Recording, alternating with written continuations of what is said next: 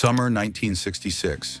A Pontiac Firebird just left a Mustang GT 350 in the dust. Spectators couldn't believe it. The sound, the acceleration, the way it refused to quit. It had to be a V8, right? Wrong. Under that hood was a six-cylinder, and it was about to rewrite Detroit's rules. This is the story of Pontiac's OHC Sprint Six, an engine that should have changed American cars forever, but instead became one of history's most forgotten rebels. By the mid-1960s, muscle cars ruled the streets. The GTO had made John Z. DeLorean a superstar, but DeLorean wanted more than just selling big VEAS to teenagers.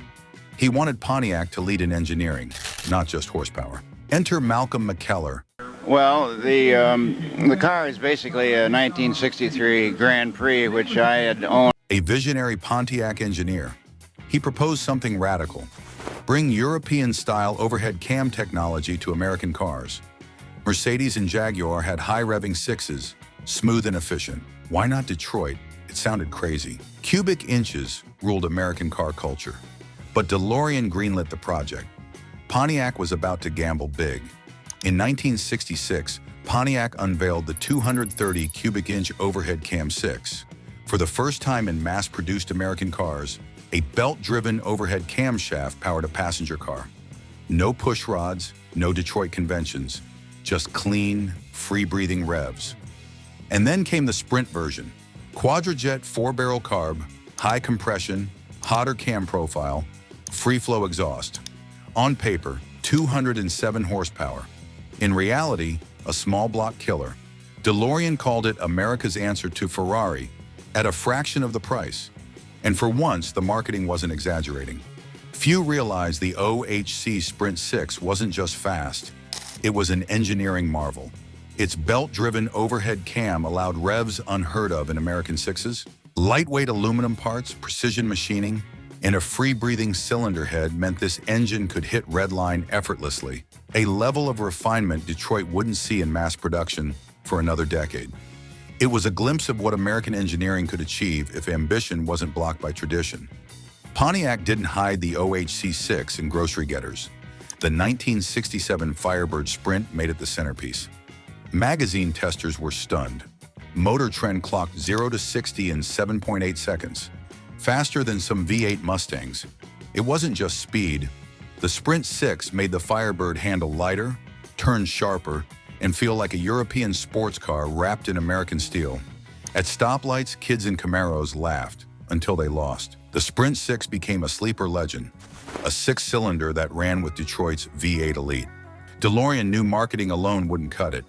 The OHC 6 needed a stage, Trans Am racing, a battlefield dominated by Ford and Chevy V8s. The Sprint 6 held its own. Amateur races tell stories of Firebird Sprints beating 289 Mustangs, leaving crowds dumbfounded. Pontiac even explored turbocharging the OHC engine for racing, decades before turbos became mainstream. Bold, different, dangerous for GM's corporate order. Here's the harsh truth. The OHC Sprint 6 wasn't killed by customers.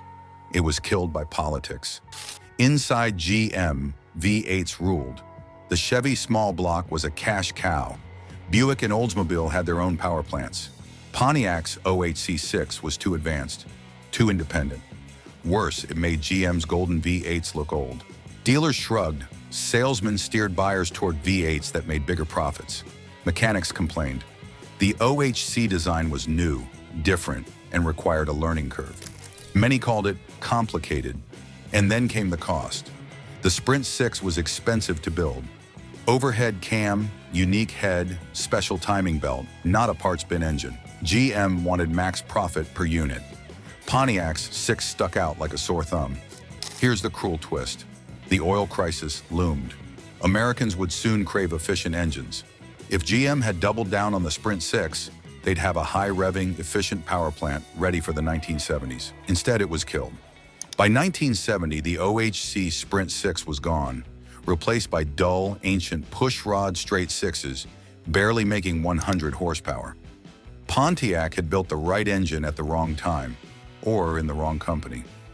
Imagine if the Sprint 6 had succeeded. A six-cylinder outperforming small V8s? Chevrolet threatened. Buick and Oldsmobile obsolete. Even Pontiac's V8s were overshadowed. GM quietly buried it. No replacement, no evolution. A retired Pontiac engineer admitted, "We had the technology to lead." But inside GM, leading wasn't allowed if it embarrassed the Chevy small block. Despite being groundbreaking, the Sprint Six faced resistance. Dealers pushed V8s, mechanics hesitated, repairs were tricky, production costs high. By 1969, the engine was quietly discontinued, but it left a mark, a rebel ahead of its time, remembered by those who understood what Detroit almost unleashed. The Sprint Six became a sleeper legend, a six-cylinder that ran with Detroit's V8 Elite.